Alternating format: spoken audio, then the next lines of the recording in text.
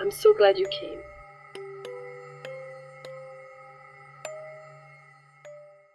Epilogue. I have now told you the singular but veracious story of the opera ghost.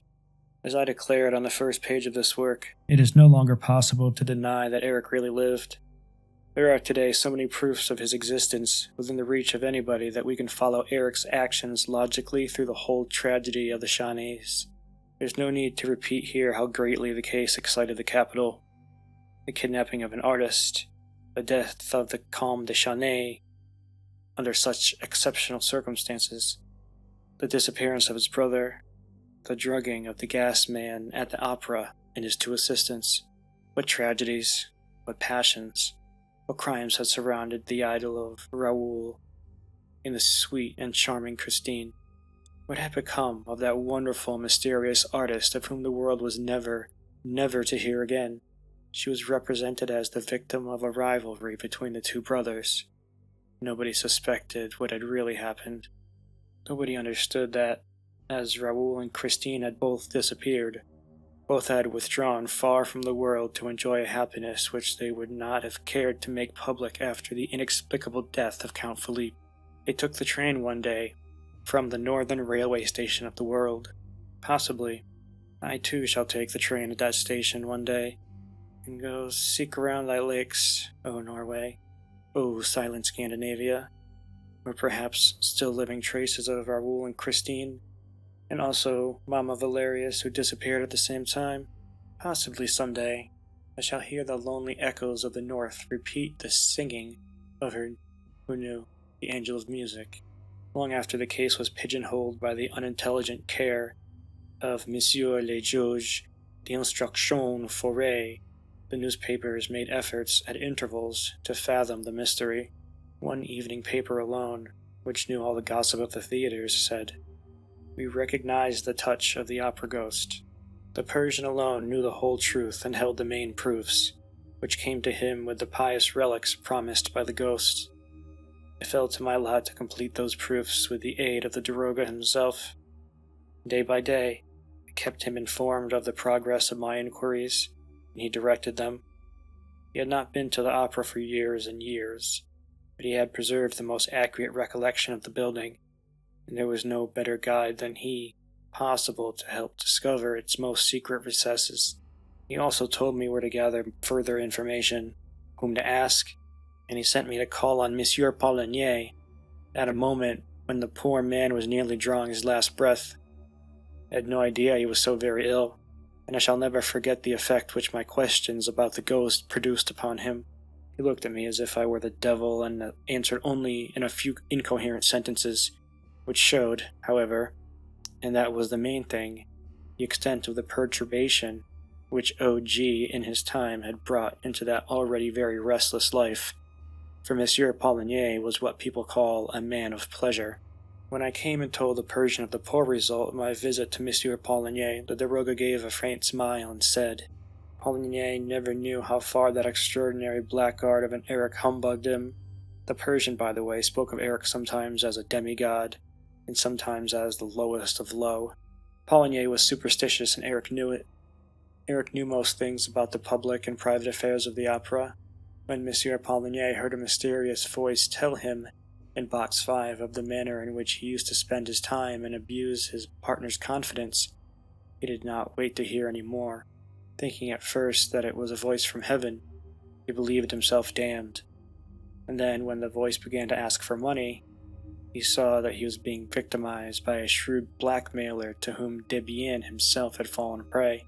Both of them, already tired of management for various reasons, went away without trying to investigate further into the personality of that curious O.G. who had forced such a singular memorandum book upon them. They bequeathed the whole mystery to their successors, and heaved a sigh of relief when they were rid of a business that had puzzled them without amusing them in the least. I then spoke to the two successors, and expressed my surprise that, in his Memoirs of a Manager, Monsieur Moncharmin should describe the opera ghost's behavior at such length in the first part of the book, and hardly mention him at all in the second. In reply to this, the Persian, who knew the memoirs as if he had written them himself, observed that I should find the explanation of the whole business if I would just recollect the few lines which Moncharmin devotes to the ghost in the second part aforesaid. I quote these lines, which are particularly interesting because they describe a very simple manner in which the famous incident of the 20,000 francs was closed. As far as for OG, some of whose curious tricks I have related to the first part of my memoirs, I will only say that he redeemed by one spontaneous fine action all the worry which he had caused my dear friend and partner, and I am bound to say, myself, he felt no doubt that there are limits to a joke, especially when it is so expensive and when the commissary of police has been informed. For at the moment when he had made an appointment in our office with Monsieur Mifoy to tell him the whole story, a few days after the disappearance of Christine Day, we found on Richard's table a large envelope inscribed in red ink, with OG's compliments. It contained the large sum of money which he had succeeded in playfully extracting, for the time being, from the treasury. Richard was at once of the opinion that we must be content with that and drop the business. I agreed with Richard. All's well that ends well. What do you say, OG? Of course, Moncharmin, especially after the money had been restored, continued to believe that he had, for a short while, been the butt of Richard's sense of humor, whereas Richard on his side was convinced that Moncharmin had amused himself by inventing the whole of the affair of the opera ghost in order to revenge himself for a few jokes. I asked the Persian to tell me by what trick the ghost had taken 20,000 francs from Richard's pocket in spite of the safety pin. He replied that he had not gone into this little detail, but that if I myself cared to make an investigation on the spot, I should certainly find the solution to the riddle in the manager's office by remembering that Eric had not been nicknamed the trapdoor lover for nothing. I promised the Persian to do so as soon as I had time, and I may as well tell the reader at once that the results of my investigation were perfectly satisfactory. I hardly believed that I should ever discover so many undeniable proofs of the authenticity of the feats ascribed to the ghost. The Persian's manuscript, Christine Day's papers, the statements made to me by the people who used to work under Messieurs Richard and Moncharmin, by little Meg herself, the worthy Madame Guidi, I'm sorry to say, is no more, and by Sorelli, who is now living in retirement, all the documents relating to the existence of the ghost, which I propose to deposit in the archives of the opera, have been checked and confirmed by a number of important discoveries of which I am justly proud. I have not been able to find the house on the lake, Eric having blocked up all the secret entrances. On the other hand, I have discovered the secret passage of the communists, the planking of which is falling to pieces and parts, and also the trapdoor through which Raoul and the Persian penetrated into the cellars of the opera house. In the communist dungeon, I noticed numbers of initials traced on the walls by the unfortunate people confined in it, and among these were an R and a C. R.C. Raoul Deschenais. The letters are there to this day. If the reader will visit the opera one morning and ask leave to stroll where he pleases without being accompanied by a stupid guide, let him go to box 5 and knock his fist or stick on the enormous column that separates this from the stage box. He will find that the column sounds hollow. After that, do not be astonished by the suggestion that it was occupied by the voice of the ghost. There is room inside the column for 2 men. If you are surprised that when the various incidents occurred, no one turned round to look at that column, you must remember that it has presented the appearance of solid marble, and that the voice contained in it seemed rather to come from the opposite side, for we have seen the ghost was an expert ventriloquist.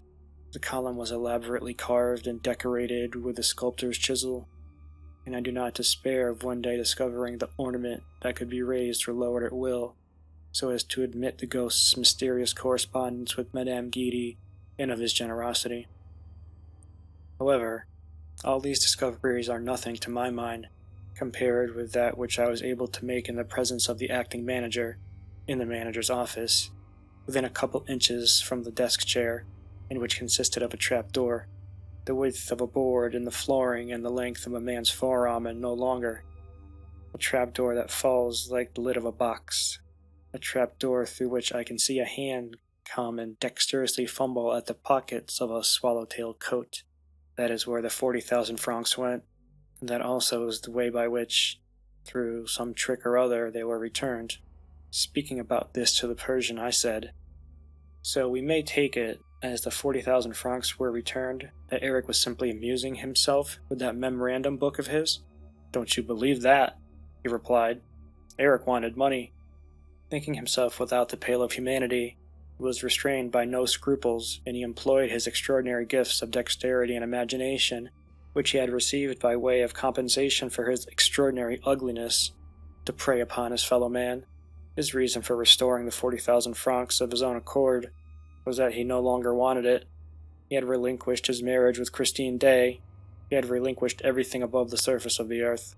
According to the Persian's account, Eric was born in a small town not far from Rouen. He was the son of a master mason. He ran away at an early age from his father's house, where his ugliness was a subject of horror and terror to his parents. For a time he frequented the fairs, where a showman exhibited him as a living corpse. He seems to have crossed the whole of Europe from fair to fair, and to have completed his strange education as an artist and magician at the very fountainhead of art and magic, among the gypsies. A period of Eric's life remained quite obscure.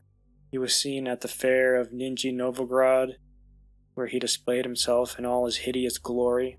He already sang as nobody on earth had ever sung before. He practiced ventriloquism and gave displays of legerdemain so extraordinary that the caravans returning to Asia talked about it during the whole length of their journey. In this way, his reputation penetrated the walls of the palace at Mazandaran, where the little Sultana, the favorite of the Shah and Shah, was boring herself to death. The dealer in furs, returning to Samarkand from Nijni Novgorod, told of the marvels which he had seen performed in Eric's tent. The trader was summoned to the palace, and the Droga of Mazandaran was told to question him. Next, the Droga was instructed to go and find Eric. He brought him to Persia, where for some months Eric Will was law. He was guilty not of a few horrors, for he seemed not to know the difference between good and evil.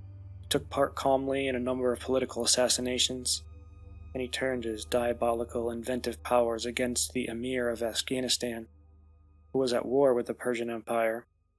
The Shah took a liking to him. This was the time of the rosy hours of Mazandaran, of which the Daroga's narrative has given us a glimpse. Eric had original ideas on the subject of architecture and thought out a palace much as a conjurer contrives a trick casket.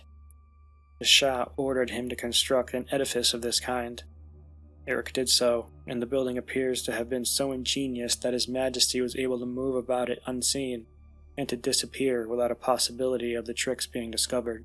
When the Shah and Shah found himself the possessor of this gem, he ordered Eric's yellow eyes to be put out, but he reflected that, even when blind, Eric would still be able to build so remarkable a house for another sovereign, and also that, as long as Eric was alive, someone would know the secret of the wonderful palace.